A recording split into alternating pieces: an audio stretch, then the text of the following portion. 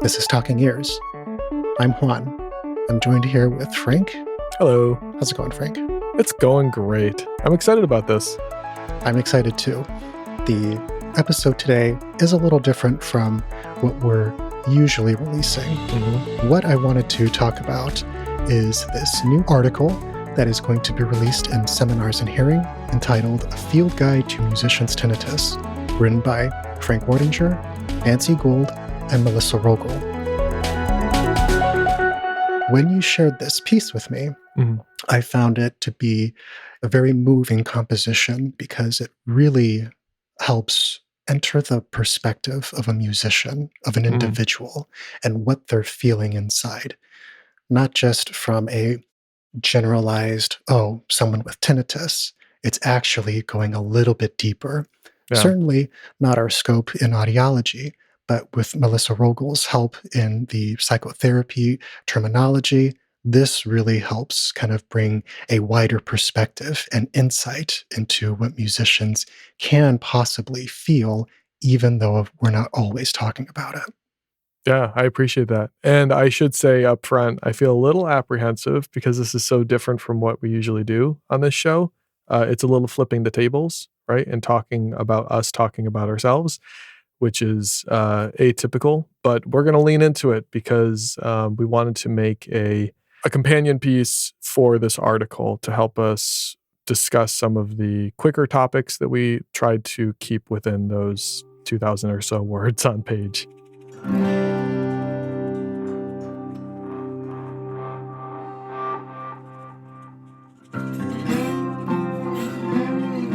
This is a really nice way to introduce some of these ideas and honestly, more than anything, to validate the musician's experience on tinnitus. So as something that is near and dear to our hearts, this can be a really personal thing and very, very difficult to talk about.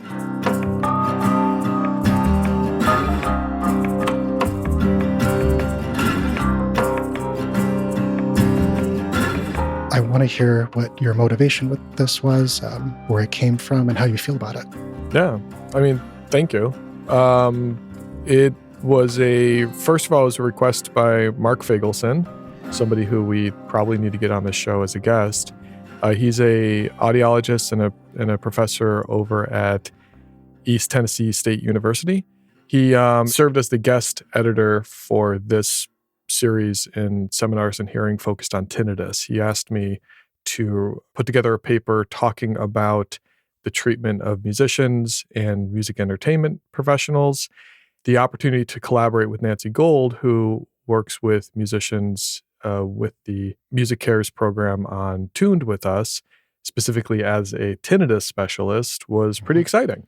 The impetus for this was trying to get to the bottom of clarifying some things that, frankly, I've been trying to clarify in presentations and papers for a while now. I looked back at one of my earlier presentations on this from 2011 and trying to help people understand why tinnitus in musicians is different and the presentation is different. But I think this paper, we finally were able to crack the code by including a friend of mine who's a psychotherapist to help kind of unravel some of the terminology behind the psychological components of why tinnitus in musicians presents in a possibly unfamiliar way to a lot of audiologists. And that part of the paper is, I think, for me, that's what really stood out because it really gave voice to the voiceless in a way. Yeah. What it did was kind of put something recognizable, a label, kind of on how someone can potentially feel. I think how the paper is laid out sets up the reader to start to understand what the person is actually experiencing. Well, thank you. The whole idea of normalizing means just talking about something that we don't talk about enough. Again, hats off to Melissa Rogel, who happens to be the drummer in a band that I'm playing in, the Diaphone. And we connect on a musical level as musicians in a band together, but also I can bounce these ideas off of with her saying, hey, look, I need to help understand how to clarify this weird point where I don't really have a word for it, that musicians feel this way. And she goes, oh, that's called disenfranchised grief.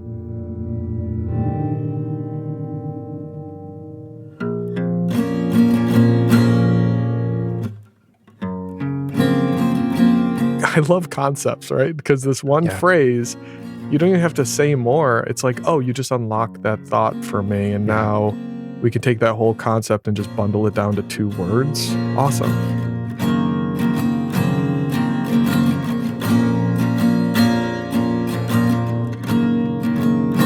I feel like disenfranchised grief.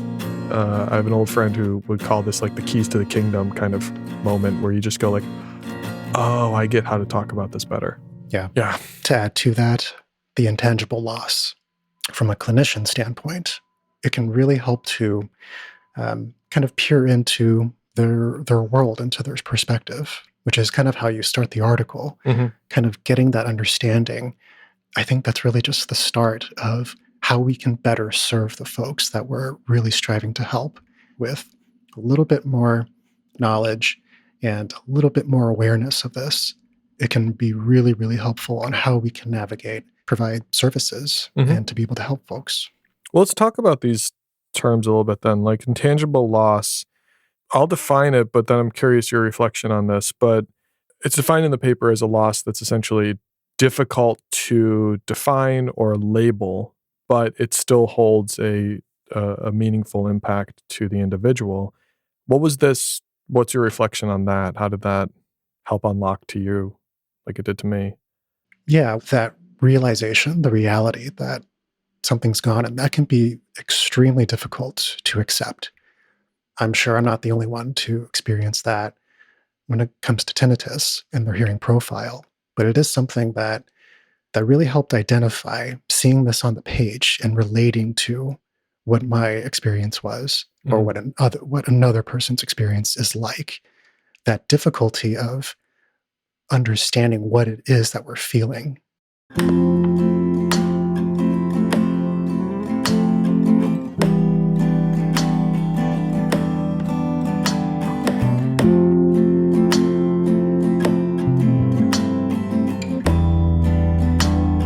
For me, the whole idea of intangible loss was, my past life was making records and recording and being a sound person, right, in live venues. And then with looking at it face on and saying, I don't know if this is what I want my future career to be, and switching over to audiology and working with musicians in this support role, I felt a lot of loss. And I couldn't really put to words why.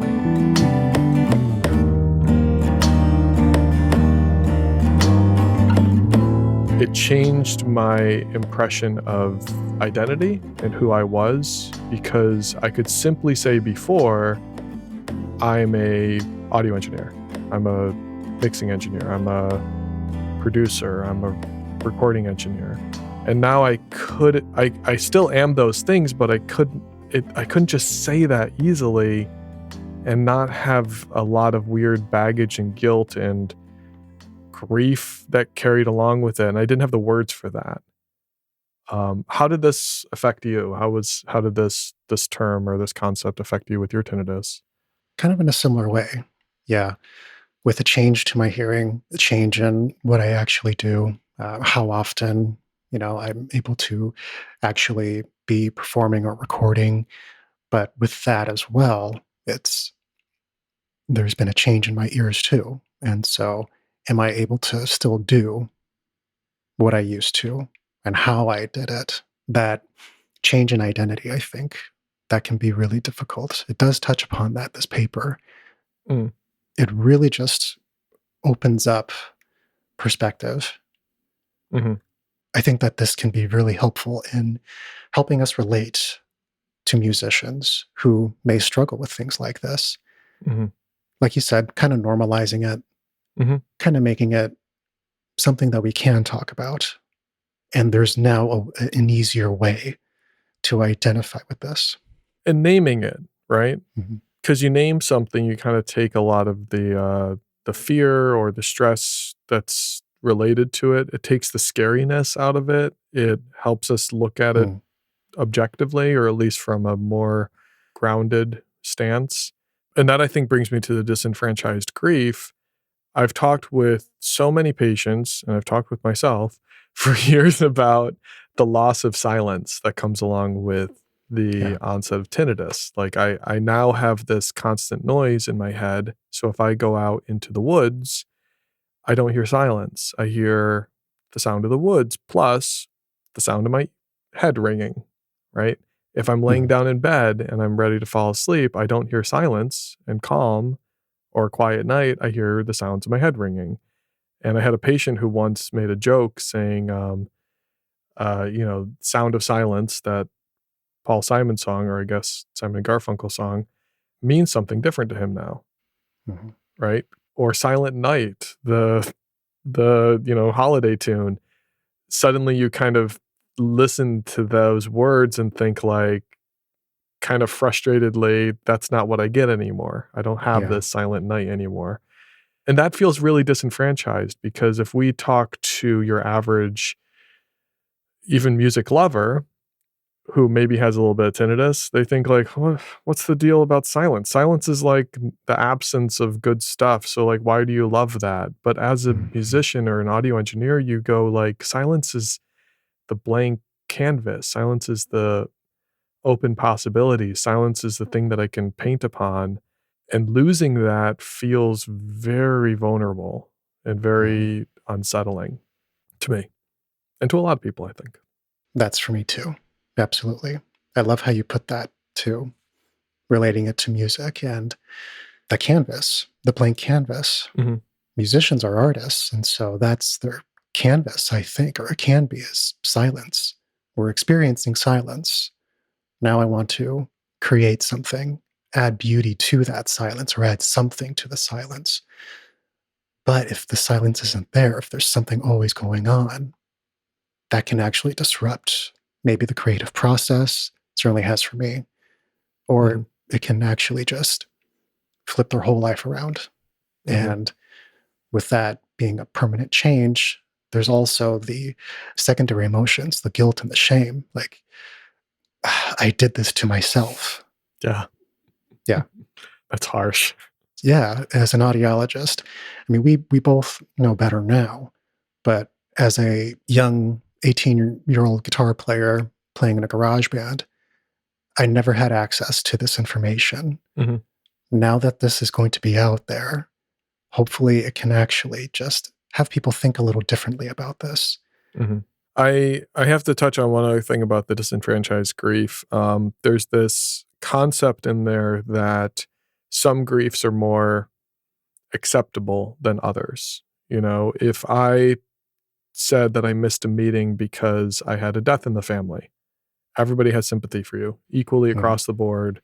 If you had a flat tire that morning, everybody understands what happened. You can feel that grief and know that publicly you're supported, right? Losing your ability to hear silence because you've developed tinnitus because you're a drummer or a guitar player, or because you listen to music so loud that it hurts your ears. There's not a Hallmark card out there that says, sorry for this experience. And so you almost feel bad as a individual going through this, complaining about it. Yeah. And then I don't know about you, but almost all my patients, they can look at themselves and look at their experience from a third window, right? From the top down. And how do I relate to other people around me? And they go, Yeah. I know people who are going through much worse Mhm. personally or in society than just having a noise in their head that they didn't want. Why should I feel this bad? I shouldn't be allowed to feel this bad. And I Yeah. think this concept of disenfranchised grief says, feel what you're feeling because it's real to you. Even if nobody else around you understands it, it's very real. And don't let anybody tell you that it's not important, or don't let yourself tell you that it's not important. So that's a really powerful concept to me. Did you have any reflections on that? My thoughts are it's very dismissive Mm, if anyone speaks up about it. But it, like you said, it's real. mhm.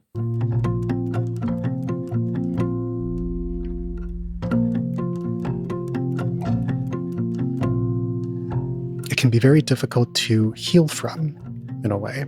But I think that with this perspective, this understanding, there's an acknowledgement that it is real and that their experience is valid. Yeah. Again, I think this is the start to really helping give voice to the voiceless. That's what I got most out of this paper.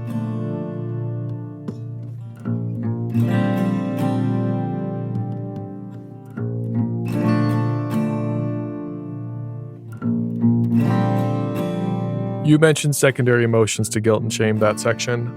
So I'll take the bait. There's a lot there, really. I know personally, I carried a lot of, again, secondary emotions along with this of guilt and shame that I didn't know how to explain before. And I hear patients talk about this all the time of how is it fair that the thing that I love, this thing, music, this thing that I do for fun, this thing I do with my friends, this thing that's supposed to be life-giving and positive for me and for those around me, how is it that this is hurting me? And I did it to myself. And then most people look back and say, I should have known better because people it's not it's not a new concept that rock and Yeah. rollers lose their hearing or get tinnitus, you know? Right. This is Yeah. if you just have read Rolling Stones or anything in the past 30 years, you see about all these big rock and roller legends who complaining about their ears, and it's like, how did I not know better? Mm. I relate to that so much and have carried that around a lot. I found this section, writing this with Melissa, super helpful just for me personally. Well, first off, thank you so much to Melissa for really putting the words to these emotions, because it's something that I've never been able to do. So thank you, Melissa. The idea that one's art is hurting them when it's supposed to be a healing force, a force for good. It's that feeling of feeling alone. That's kind of harsh to accept, and that is a really difficult thing to have on one's shoulders. But this helped me feel that I'm not so alone. And as I've grown, striving to prevent suffering, that's something really worth striving for. Yeah, and I you know, when a patient comes in saying, "I have ringing in my ears are ringing constantly, they're hissing, it's annoying, I'm bothered by it, I'm not sleeping well." I know the musician's perspective, which is why we wanted to write from that perspective. I'm sure it relates to a lot of people, but this feeling that they're directly the cause of it, their actions did it, is different from so many other health things that are just kind of spontaneous. Right. A lot of health things are related to what we do, what we eat, how we act. You know, you break your leg because you're doing something kind of silly on a ladder. You know who caused that, right? Yeah. And the tinnitus is very similar to that, except you weren't doing something silly, you were doing art. You were creating something. You're doing something that is you, you know? The me that is the most me of all the me's caused this. So how do you rectify that? And how do you kind of sit with that and live with that? And then are you allowed to feel bad about it? Are you allowed to have grief? Are you allowed to go through your sorrow, or are you supposed to feel shameful that you made this mistake? Right? A useful analogy, I think, would be athletes, which is an analogy we often give, right? But if an athlete decides to do a intense sport, doesn't matter what, and they end up getting an injury, doesn't matter what, and that injury prevents them from enjoying the sport in the future, are they allowed to feel bad?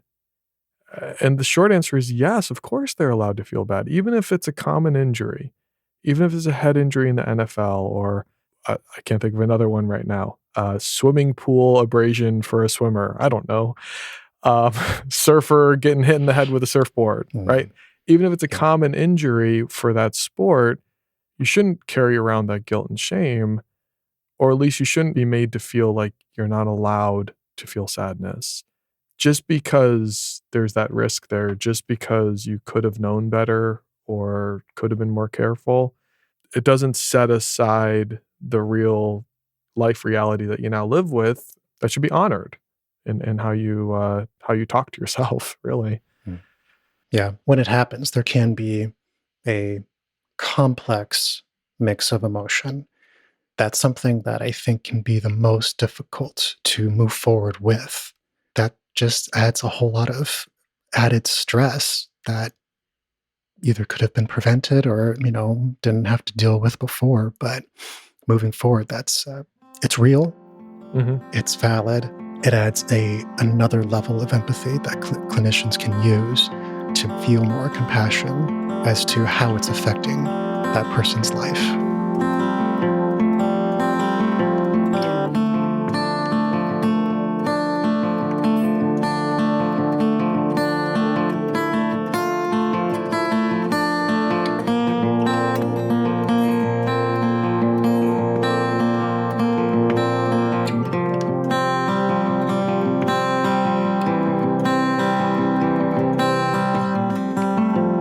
There's another section here that has been talked about a lot, but I wanted to touch on it, is the practical implication of tinnitus for a musician, especially for audio engineers, but for any musician.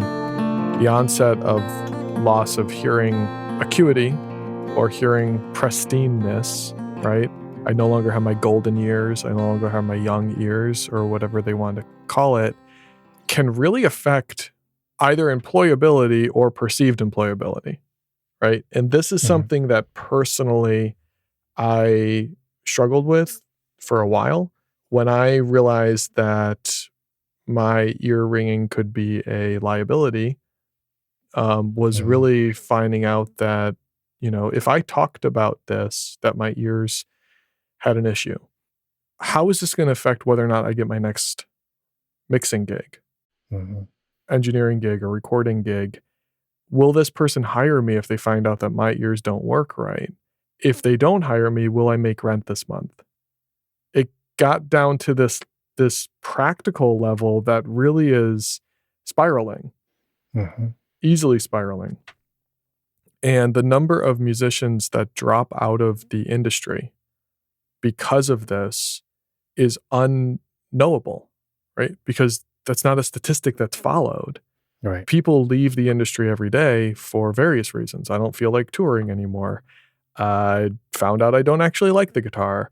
Um, whatever it is, right? Yeah. But leaving because your ears are a liability or you're perceiving them as a liability to your employment is something that you and I, as audiologists or the audiology hearing loss prevention community, can actually help with and prevent Yeah. against. Yeah. Do you see this a lot too? Is this something that you're encountering? Yeah. Yeah. Some folks are concerned because they go, am I able to tour? Am I able to record? That's scary, especially when it happens for the first time.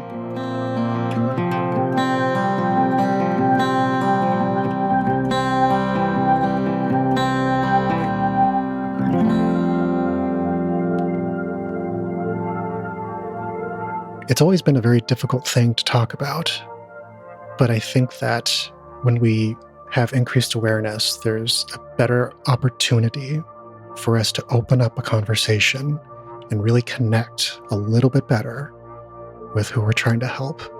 It's that making of contact, not just building the bridge, but connecting it, making it useful.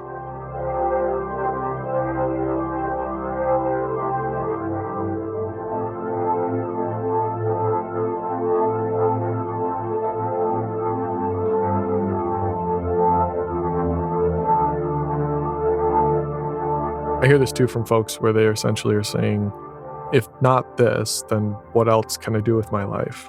Right? If not music, Mhm. I don't really have anything else. Because a lot of musicians at the high performance level, they devoted everything to this. They put all their eggs in this one basket. Again, the professional athlete is a really good example Mhm. of I devoted all of my free time, all of my education, all of my resume to this one task, this one field of getting good at the blank, violin, Mhm. guitar, vocals, drums, whatever it might be, mixing board. And then if they feel like, uh-oh, this thing is threatening my ability to do that at a high level or even to be paid for doing this, what now? And I've worked with professional Yeah. musicians who stop because of their ear issues, and I check in with them a couple years later, and they're doing jobs that I consider, Mm, entry level. And it's like, do the people around you know who you are and what you used to do and who you used to tour with? And I mean, they might be mm, listening to your records going into work that day, and then they're working alongside you at the loading dock, right. at the, fulfillment, facility, and that hurts my heart, right? In a weird way, Yeah. but I'm sure that what I'm feeling is just a fraction of what they're feeling. That feeling of being uprooted or disconnected.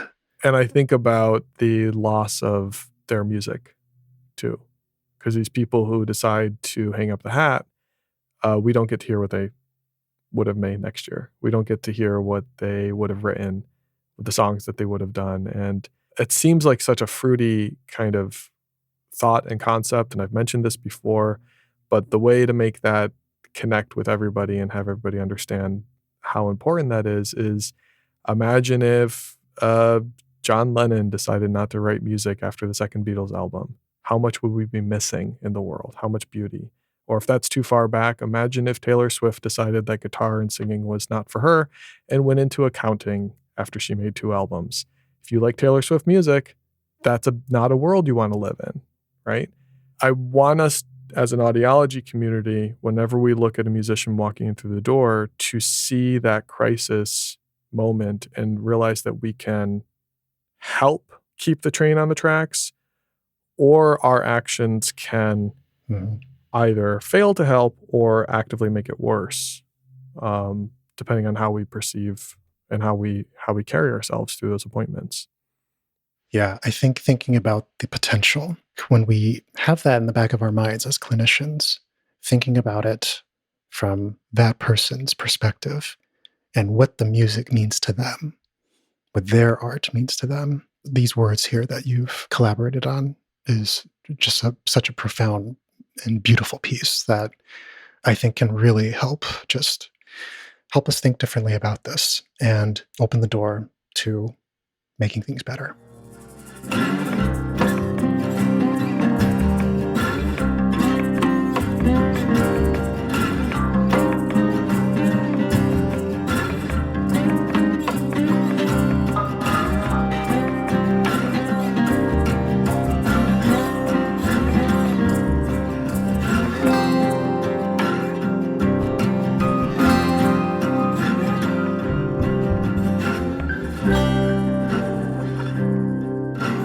What moved me most with this piece was that acknowledgement, that validation of someone's experience regarding an injury that doesn't need to happen, or if it does, there's a better understanding and the complexity of the potential process of healing that honestly sometimes doesn't even need to happen in the first place.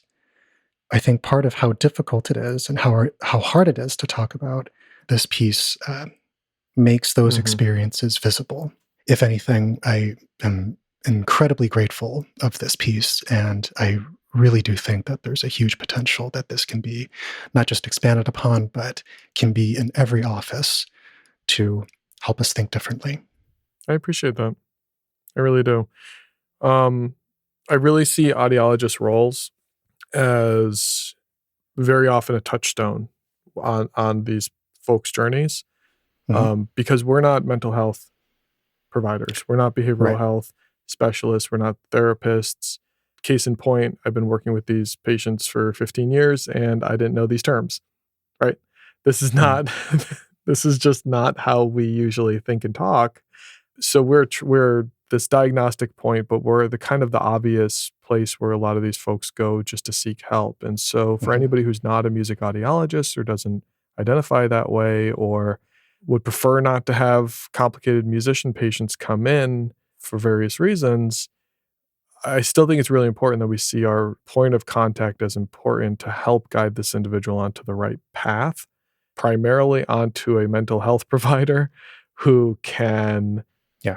even if they're not used to working with the musician population, they understand where these things fall into general psychology. There's a lot more that we could dive into, and maybe we'll dive into it in a future episode or incorporate it into future conversations. But I really appreciate your words, Juan, and your take on this. That's moving. Yeah, well, it moved me. If it moved me, I think it can move other people. Can I close on one funny thing? Yes. I don't know if it's funny, but I've given a example to a lot of patients that they can see their tinnitus or start using imagery, right? Imagining their tinnitus as a roommate that they didn't invite, that they can't get rid of, but maybe has some negative things about them, right? They don't do the dishes, they put their feet on the coffee table, whatever it might be that kind of gets under your skin. There's kind of two choices. Since we can't get rid of this person, we can learn to accept them and not think negatively every time we see them or perceive them. Or we can battle and fight against them and wish that we could evict them and look for a cure to the roommate. And since that's not an option, that's a tough life to be choosing. So I usually use this analogy, and it felt really weird to write that into this paper. I don't know why. So I tried to come up with a different one, and this similar analogy came up of the uninvited passenger on a road trip. So yeah. And it's kind of a better analogy in a weird way, because it's like, well, now there's an extra person in your car. You're driving all the way to Arkansas, and now Jeff's back there. Whether or not you like Jeff, it's not like you're going to kick him out in the middle of the highway. So when a provider says learn to live with it, that's what we mean. It's not a single sentence with a period at the end. It's like, it's fodder for a movie. Learn to live with Jeff is an active activity and something that you have to kind of lean into and put your whole body into and your whole mind into to try to see the positive in it and to try to not let it ruin your road trip. Absolutely. Like I said, it wasn't funny, but that's when you're writing these kind of things, I think this kind of thing comes up where you look at the words on the page and you go like, I don't want to say roommate. This doesn't feel right in a paper for some reason. So, but I think we landed on a slightly better imagery anyway. I agree. Well, thank you again, Frank, Nancy Gould, and Melissa Rogel. This was a fantastic paper. I'm excited to share this. Thank you. Thanks, Juan. Thanks for taking the time to talk about it and to share your thoughts. Really enjoyed this.